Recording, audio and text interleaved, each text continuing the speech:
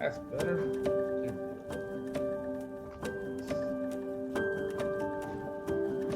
Recording in progress.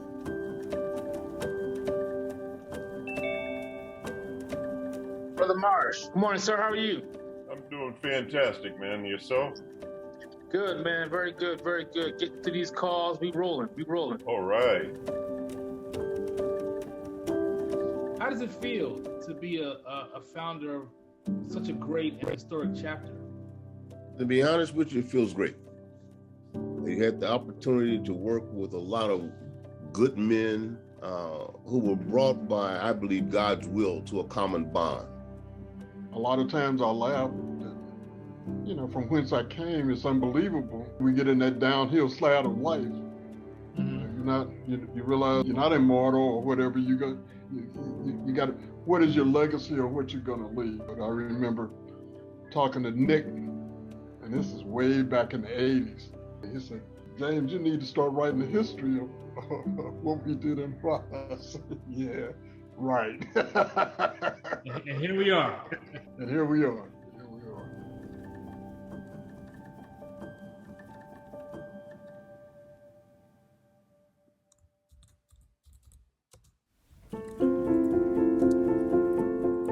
Rolla is centrally located within the state and less than 100 miles from St. Louis, Jefferson City, Columbia, and Springfield, Missouri.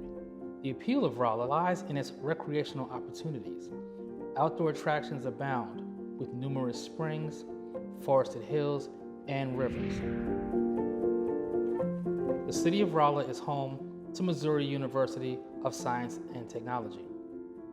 Missouri S&T was founded in 1870 as the Missouri School of Mines and Metallurgy, the first technological learning institution west of the Mississippi River. Looks like we do 1961. Looks like we got it downstairs in the basement. Would you like me to go grab it? Yes, please. Okay, give me just a second. All right. You got it.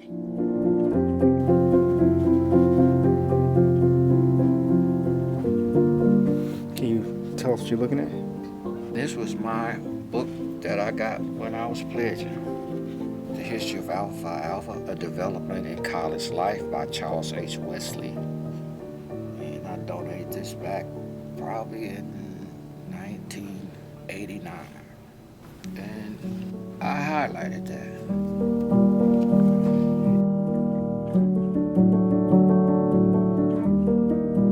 My name is Lou Smith. And you are a charter member of? I'm a charter member of the chapter established at the University of Missouri Rolla. However, I was a member of the Alpha Phi Alpha Fraternity before transferring from Lincoln University to the University of Missouri Rolla, along with a very good friend of mine, Howard Manning, Nick. Nick and I transferred from Lincoln University after completing our sophomore year at Lincoln University to the University of Missouri Rolla. We met sometime in our freshman year there because we were both taking the math, the science, the classes. We just formed a natural friendship. Nick and I leaned on each other, particularly when we first transferred to Rolla. The importance of having somebody to talk to in that environment was significant. But I would guess in 1963, there were less than probably 15 African American students. After we got registered and we were walking around the campus over the next few days and weeks, you'd run into an African American. And you'd like, wow, there's another one. And we'd always introduce ourselves, and that's kind of how we got to know one another on campus. There weren't many African Americans in the town. Having a chapter in Rolla was almost a no-brainer. Nick and I just thought that would be a good idea. Because we had gone to Lincoln University in Jefferson City, we traveled back and forth more often than we should. We talked to the undergraduate chapter and to the graduate chapter members about what it would take to start a chapter there. The people at the chapter in Jefferson City, Missouri told us that was outside of their jurisdiction, that the graduate advisor chapter would be St. Louis. And so there were meetings held in St. Louis, Missouri. This is how you start a chapter and who would be the sponsor. And that's kind of how it all got done. My sister had a good friend who was from Rolla, Missouri, an African-American lady. And she lived there with her mother after graduating from Lincoln. And she was the one that introduced me to Lawrence George.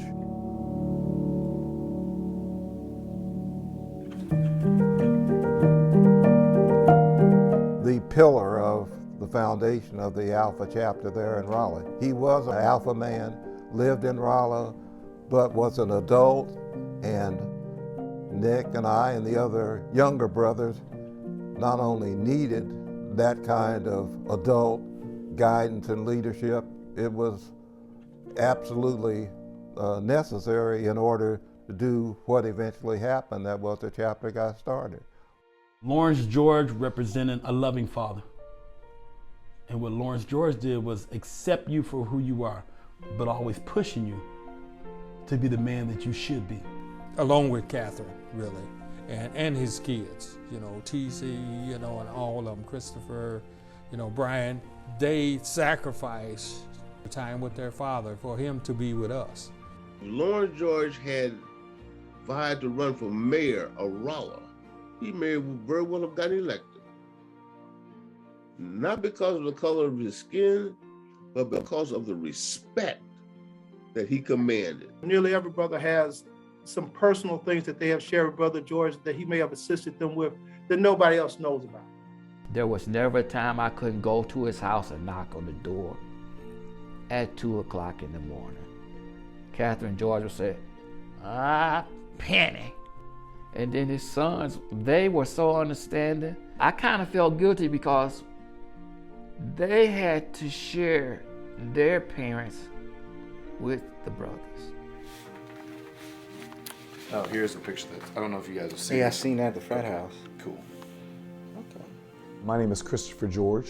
My parents were Lawrence and Catherine George. I'm the youngest of 3 sons. And this actual picture, Dr. King is coming to New Orleans to Dillard University, and these are the guys that were in the picture to make sure the security was good. After he'd done his speech and presentation at Dillard, they went back to the house. He was recruiting people to go do these sit-ins, and he asked my dad, he's like, hey, you want to participate? And my dad, he knew his limitations. He said, look, hey, people got to put hands on me. I'm probably going to put hands back on them. So I'm not your guy. But he did the peaceful protests and the peaceful civil rights stuff. He was doing that in his daily life thereafter. He may not have done it in that capacity, but what he was doing in Rolla was that mission. He was a Christian, very good listener. He was a very good counselor. He was a community builder, really. And for 30 years, he was a research chemist for the Bureau of Mines. Once he retired from that, he went to work for the university as a advisor to the chancellor on affirmative action. So he did that for 15 years, and over the whole time, he was the advisor to Alpha Phi Alpha chapter. It was God, husband, A-Phi, maybe fatherhood was mixed in there at the same time. Lister one day asked me when he retired, he said, thank you for sharing your dad, right? And I never thought of him as sharing. I just thought that he was just being who he was, and we were just, that's what we did as a family. I didn't know any different. I got this tie from Lawrence George. When he passed away, I inherited the tie because Alpha meant so much to Lawrence, and Lawrence meant so much to Alpha, especially Eastside. And so every time I wear this tie and I look down at the black and old gold, it reminds me of what Lawrence expected us to do. Brother Lawrence George stressed to all the young members that to be well represented was key, whether it was intramural sports, politically related, or whether it was science related. Brothers had their hands in almost every area of campus life. Each one of us took an assignment to join an organization on campus. We were going to make sure that we were visible and that we were vocal. We were members of the Interfraternity Council, the St. Pat's Board, the Student Council, all of those things that were out there, intramural sports, we participated, we were successful in those, and yearbooks of that era will confirm how we were both revered and sometimes feared because we were good at what we did. We always tried to put our best foot forward. And we knew that as athletes, a lot of us should have been playing on the school team, but because of studies, we knew that we couldn't afford the time. So we tried our best to kick ass, and we did. When I got here, the brothers were actively involved on the campus, and they weren't just members, they were running, they were the first black this, the first black that. So when I came in, the culture was alpha men lead. We don't just show up, we don't just participate. During my time, I would say easily, Dance Explosion definitely would be the biggest events in Missouri. That brought revenue to the city of Rolla. I mean, we packed out hotels, different restaurants. They definitely felt it. We packed out Leach Theater, so it's like there's a number of different things that we were able to lead that resulted in financial gains for the overall city and community. The campus knew that we were there because we weren't just there, we were excelling in things that we were doing there. So when new people came, we wanted them to know about this campus and know that they needed to take a role in leading on the campus. Not everybody was interested in joining Alpha Phi Alpha, which we understood. But also, there was a challenge with these young people coming in, really grasping the difficulty of this school.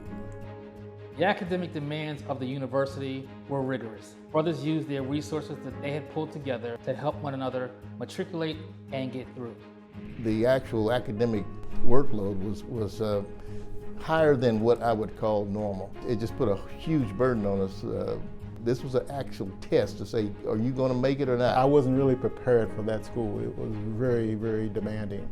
And even though I thought I was pretty good in math and science, it was like, yeah, well, there was some other things that I needed to be prepared for. If you walk around this campus and function around this campus, it's just like the engineering corporate America. It really, really is. So it's like boot camp. You're basically put into the environment that you're going to be into later on. So you're not just reading about what it is to be an engineer. 24/7, you're living as an engineer world. The university was difficult academically for everyone, and particularly for blacks at the campus because we weren't necessarily welcome on the campus. You have to wonder what it must have felt like to be a student at the university at that time. I had a teacher that kind of threw me a curveball, and he said that anybody that could not pass his final would flunk the class. So I had a B+ going into the final. And I said, I got to make this because I was on the edge of getting my 2.0. So I said, okay, I'm going to go to this teacher. And he gave me this assignment. He said, you study everything on this and you'll be able to pass my final. Because I had to pass my final and get a good grade. And I had a B+ going into it. And when I got to the final, everything the teacher told me was not on the test. And that's all I studied. So I thought that was a subtle racial kind of a thing. At that school, you cannot fall behind. If you fall behind, that means you have to catch up and do the impossible work that they're giving you right then. I got a flu one time, and I was out for a solid week. I could not even get out of bed. So after I got out of it, there's no way I'm not behind. So I'll go in to talk to one of my instructors, and he's in there laughing and joking with this white dude and stuff. So I'm like, oh, good, he's in a good mood. And so the dude walks out, and I go in and I say, look, I just got over a flu, and I know I'm behind, and I just need any kind of help that I can to get caught up. I just need to know what I can do right now since I missed so much. And he was like, read that, and threw this statistics book at me, and that was it. And even at that point, I didn't consider it racism. I considered, I'm just not as smart as everybody else. And so I just took it and said, well, I'm gonna have to work hard, and walked out with it. But that's consistently the kind of treatment that we got. The professors at the University of Missouri Rolla were not keen on blacks, and many of them were open and explicit in stating their opposition to blacks. I had more than one professor to say that you won't be here next semester. You really don't belong here. You should go to a JUCO or something like that. And then there were opportunities that we took to change folks' minds, perceptions, whatever you want to call it, so that they would have a better perception, a realization, I guess, of the fact that the only thing that was different about us was the color of the skin. And that's funny because the thing about it, they didn't have any problem. I'll say this, they did not project as many problems with people, others that had a different skin color, people of color, go figure.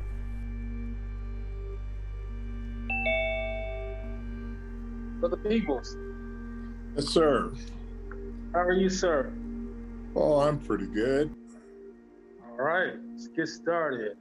The first time I interviewed with you, I was reluctant to share with you my story, what happened to me. When the interview with V.O. Peoples started, little did I know what he was actually going to go into. In the spring of 1968, involves this organization, Alpha Chi Sigma. It's a chemical engineers honor fraternity on campus. Despite the misgivings of some of the fraternity brothers about my participating in joining the Honor Society, Chemical Engineers Honor Society, I decided to accept the invitation of Alpha Chi Sigma. I felt it might have a positive effect on our fraternity, Epsilon Psi. I had a B+ average in my chemical engineering courses, and about the only protocols required to join Alpha Chi Sigma were to gather up a host of sponsors who were already members of the society, including professors, students. There are a couple of dozen guys, maybe. I was the only brother, only black. On this Saturday of induction, we went back to our respective homes after the day of skits and so forth, so we could change clothes and come back for a dinner, a supper, induction ceremony and supper at the School of Chemical Engineering. The keynote speaker for the evening was a distinguished professor, Dr. William O. Shrink. Dr. Shrink was a professor emeritus and former dean of the School of Chemical Engineering. Everybody seemed to look up to him and respect him. As he got into his keynote speech, he looked directly at me. I thought perhaps he was going to provide some positive message of change or progress. But as he got into his remarks, it was quite the opposite. He broke into a joke replete with racial epithets, insulting the color of my skin, calling us niggers, and referring to niggers eating watermelons, and a couple of other profane cliches. I was stunned. How could this be?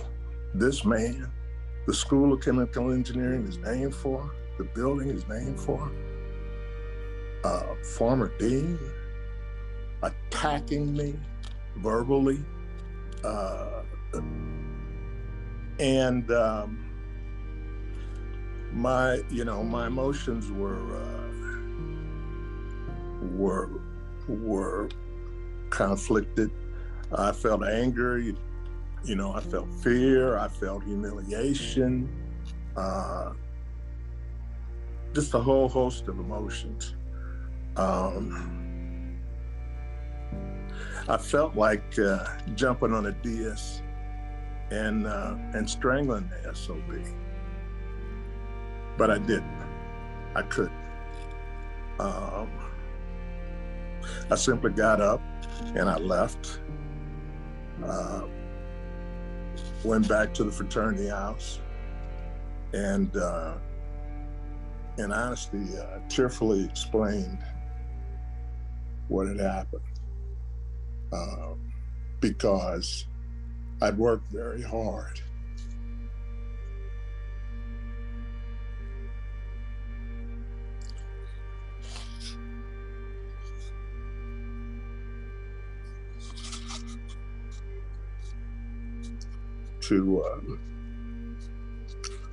To gather the grades, and try to earn the respect of my peers. This problem extended through decades. Students had to deal with racism at every level. Well, the climate was tense. I think I was a little unusual because I started a predominantly black high school, but they transferred us to another high school during the time. So my last 3 years, I had a lot more experience with white people. So the system wasn't as shocking for me when I got there. So, but there were still tensions. There were issues, but they weren't as impactful as the guys who were in front of me. There was one incident where a gentleman who was a member of the football team, during an intramural basketball game, my fraternity chapter versus theirs, where he decided to feel a lot more comfortable than he should have been. And the interesting thing was, to really show how times changed, when it happened, he was standing in a crowd of his fraternity brothers. When he said what he said, he was standing alone, which means all of his fraternity brothers backed away as he became surrounded. So it definitely wasn't as accepted. It was definitely prevalent, but progress from the generations and the work that they did on campus is very apparent all over the campus. I think the difference in time is it just wasn't out in front of you. People will be undercover, they won't display the dislike and stuff like that like they could back 30 decades prior to. We had a big issue in the UM system, right? So we had that moment that concerned student 1950, which drove a huge change at Mizzou. But one thing is, Rolla is connected in the same network. And so, when that thing became a major push, you had the Ferguson moments. When those things happened, black people felt like they didn't know where to go. That protest was a catalyst for other protests to go on within the UM system. And a lot of our brothers at Rolla band together and led that protest. When those things went down, it was threats put on black people in Rolla through an anonymous app. That definitely changed the atmosphere in Rolla for at least a month or so of how we operated as a black community. Making sure people were able to walk from class to their dorm, even if something did happen, that nobody would be alone by themselves. The fraternity house has been a safe haven for many students over the decades of Epsilon Psi.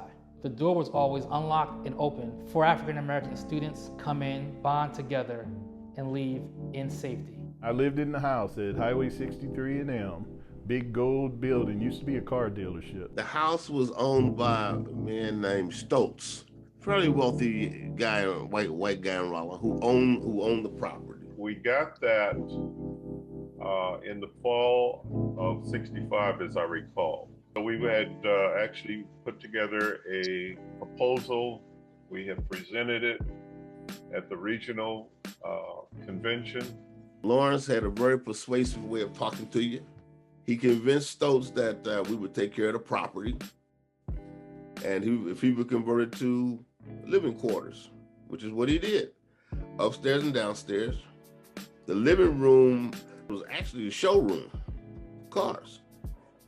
And we just made that into one great big living room, and that's where the parties were held, okay? In between that and the next area was like a dining area. We had tables to sit and eat. On the other side of that was the kitchen. Along the hallway were bedrooms and brothers' rooms. Went downstairs, there were more rooms and the bathrooms. So the younger brothers always stayed upstairs, right? And then downstairs is where all of the brothers stayed, because it was a two-floor facility. Yeah, the pledges would be upstairs. Yeah, the pledges would be upstairs and brothers would be downstairs and stuff. So my parents didn't know anything about college. You know, no one in their families in their lifetimes had gone to college. And so they actually drove me to campus on a weekend with a suitcase, a big trunk suitcase full of clothes, dropped me off at the bus station, gave me $100 and said, good luck. So here I am in a small town, didn't know anybody, didn't know anything about the campus. It was on a Sunday, so the campus office was closed. So I couldn't even go and talk to anybody on campus about what needed to happen. So I'm hanging out in the bus station playing pinball, and the bus station was right next to the frat house. And so brothers happened to come over to the bus station because they'd come over and play pinball too. We kicked up a conversation, started talking. They invited me in to come over and just, you know, see how the frat was. And since I didn't have a place to stay at that time, they said, oh, no, you can stay here. I said, oh, wow, these are some cool brothers. And so that kind of started my journey into Alpha, actually.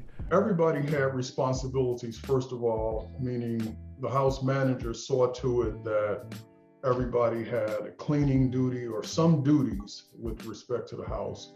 Gary Penny was the cook for many of the moments when I was there. We weren't eating steak. He could put beans into all different types of things. It seems like it would be weeks where we would have beans in different types of combinations. And we had a treasurer, you know, was kind of designated a little more than just collecting membership dues. You know, he had to collect rent, and he had to plan out, you know, the year coming. And constantly have meetings to discuss where we were and where we were, you know, trying to get to make sure we were always, you know, financial. We had a big, huge room in the house where we could set up the band and party. And the white fraternities all flocked to the Alpha house because they knew that that's where the party was going to be. There was something that was taught to us by Lawrence and then by the older brothers, and how you treat people, particularly women. So when we had our party weekends, the women would come in and it became about them. Brothers would leave their room and let the women have the room. Yep. Brothers would schedule shower hours where it's just for the women, and then we sort of work our way around it. And they still talk about the way Alpha men treated them, to where I remember one time a brother called me from another campus, highly upset about how these angels were going back there saying how we were treating them. And I'm like, hold up, we treated them good. That ain't what I'm talking about, brother. And I'm like, dude, hold up. The house really was a safe haven for not only the brothers, it was a safe haven for the black students. Because it was campus housing, we had all the black men, for the most part, tended to stay in the fraternity house. And most of us were pledging and didn't even know we were pledging. Not only became an open house for all African American students, but it became a house for all students who were disenfranchised in any way. And Lawrence George stressed that. Yes, it's Alpha Phi Alpha's house, but any student who feels disenfranchised, who wants to talk, having difficulty with an advisor, were welcome to come. And we did that. We had open house. You know, we had people on there all the time. It was what we call central. If you were black and needed to study and needed to have study partners, you came to the house. Study, sleep, just decompress from a rough day. Somebody knew something that could help you in a class or in a test. Alpha Phi Alpha started as a literary society, all in an attempt to build a resource pool for other Negro students. The Epsilon Psi chapter did the same thing. Back then, the instructors, you know, every year they had to have these very difficult tests over this difficult material. And so, you know, after, you know, teaching for 5-10 years, you're not going to come up with 30 sets of different tests. So somewhere in there, you're going to recycle that test. The unfair advantage you had was that the white fraternities and sororities had file systems that dated back 10 years, 15 years. So they would have these file systems and they wouldn't share them with the African American students. So the African American students would come in there and study 10 times as hard and still get significantly less grades than someone who had the file system. I kind of had a militancy kind of attitude, so maybe I may have offended some other folk, you know, in the sense of classroom and going to some of the other fraternity and getting information that they had that I would bring back to our, you know, house. You know, they had, like I said, files going all the way back to AYZ. So one way I got through school was kind of, you know, I tell this all the time, I got connected with the smartest white person and I infiltrated their fraternity and took and copied stuff and brought it back to our fraternity that we didn't have. And one of the things that was required, even as we call them pledges back then, was to take all at the end of your year and file it, you know, so that the next year somebody came along and they had that instructor, they could actually look at that file. It was that you could share your experiences in particular classes. You could actually give advice on certain professors.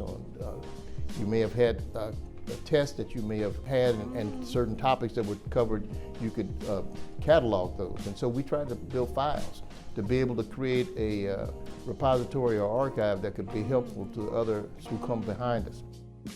One of the other themes that I keep hearing over and over from the guys in the 70s and 80s is the whole sharing of the test files and that kind of thing. Was that still going on? Yes, for sure. Definitely sharing the test files.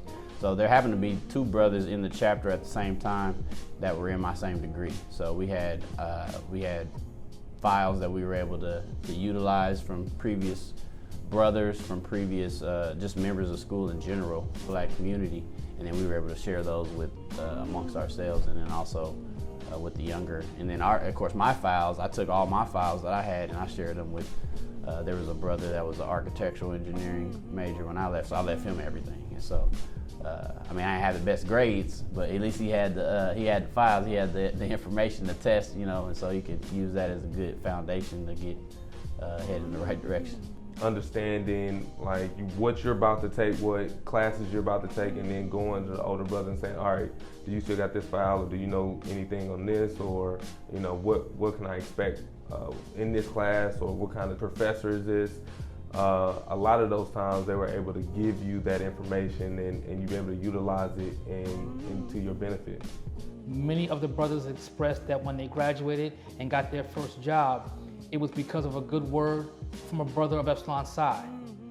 You look at our Black Greek letter organization, and specifically Epsilon Psi, on a regular basis, it could be a Tuesday, a Wednesday, career fair. Brothers were always coming to town. That's how you know it's family, right? I could never come to St. Louis right now and not go see my mom. Right. And they took the same attitude when they came to Rolla. We can't go to Rolla and not stop by the house. We need to stop by the house. we broke college students, they like, hey, I'll take you out to dinner, I'll buy some pizzas. We might just sit around, watch the game, just chop it up. But those are the valuable moments where you kind of offbeat and you just have an open, honest dialogue with somebody who, again, has walked the path that you about to go on. And it's a lot different when somebody can hold a light in front of you and kind of help lead you the right way versus you going into something new and dark. The brothers that graduated years past, that you see how successful they are in their careers and the knowledge that they hold, that they're willing to share with us, whether it be Zeb Nash, Ken Rice, Scano, Ernie Banks. Like, these are influential people that you see, active on campus in Rolla. And they're still active, in their respective cities where they live. So, it seems like the work never stops and they're always going.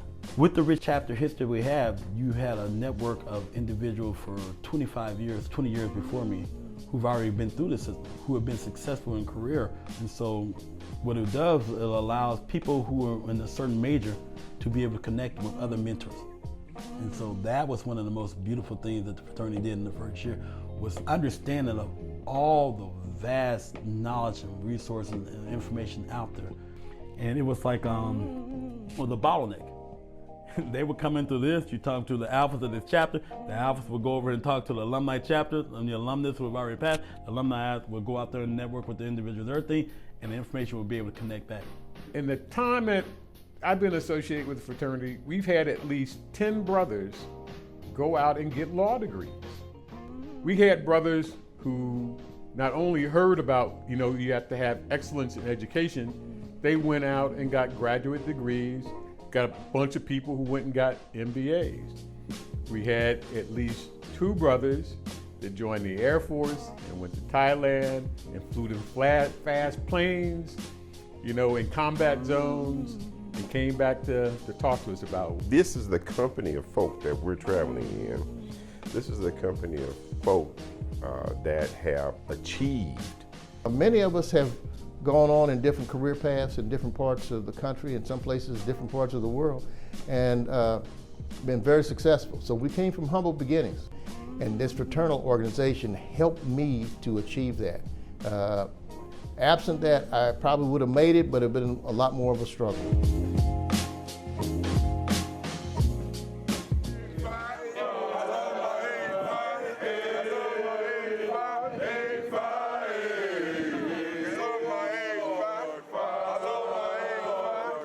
How does that feel? I know you only been at Alpha for like a week, but like how does that feel to hear you're the wave of the future of this historic chapter? I would say thank you to the original 19 just for having the vision to kind of start something that had to been such a hard undertaking. I want to thank you as well for having the trust in me to take the chapter that you hold so near and dear and kind of put it in my hands, so to speak, and trust me to have, similar vision as those original 19, the men that came after them, to lift it to heights that, Rolla has seen, and eventually lifted to heights that haven't been seen. Stepping into this next wave, I won't be completely alone. And it's hard work, but if, hard work and running from hard work was something in my nature, I wouldn't have been an alpha man. That's about as simple as I can say it. They're doing that Michael Jackson bounce, and they're doing that 8 like your hands. And this, we started that. And then we first, the 8 style, we started that. Epsilon Side Chapter is a premier chapter within Alpha Phi Alpha Fraternity. This chapter is responsible for many of the leading engineers that have graced our country and our world. Built by the charter members of this chapter, by the mentorship of Brother Lawrence George, and from countless brothers who call this fraternity chapter home, will live on for decades to come.